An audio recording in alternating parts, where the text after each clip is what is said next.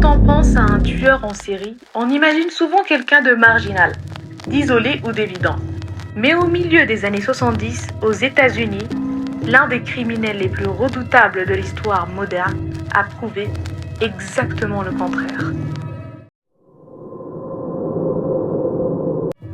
Étudiant en droit, charmant, impliqué en politique, Ted Bundy avait tout du genre idéal. Et c'est précisément ce masque de normalité qui a fait de lui l'un des prédateurs les plus dangereux des États-Unis. Entre 1974 et 1978, des dizaines de jeunes femmes disparaissent sans laisser de traces dans plusieurs États américains. La méthode de Bundy est rodée et redoutablement efficace. Il simule une blessure au bras ou à la jambe, porte un plâtre ou utilise des béquilles.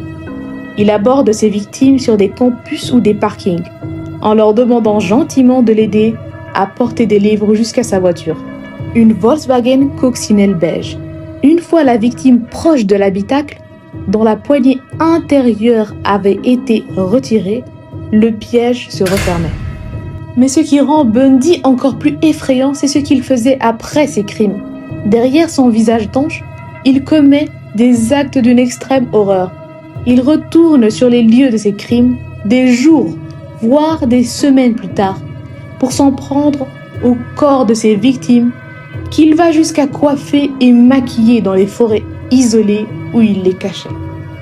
Arrêté une première fois en 1975 dans l'Utah, Bundy refuse de se laisser enfermer.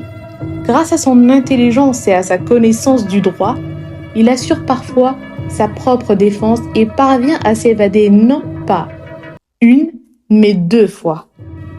Sa seconde évasion le mène jusqu'en Floride, où il commet ses derniers crimes horribles avant d'être à nouveau capturé. En 1979, son procès devient un véritable phénomène pop-culturel. C'est l'un des premiers procès criminels retransmis en direct à la télévision américaine. Bundy y joue les avocats, séduit les caméras et les admiratrices. Mais les preuves physiques, notamment les empreintes dentaires, finissent par le condamner. Condamné à mort, Ted Bundy sera exécuté sur la chaise électrique le 24 janvier 1989, emportant avec lui le secret du nombre exact de ses victimes, estimé entre 30 et plus de 50. Son affaire aura profondément changé la criminologie moderne et la notion même de profilage criminologique au sein du FBI.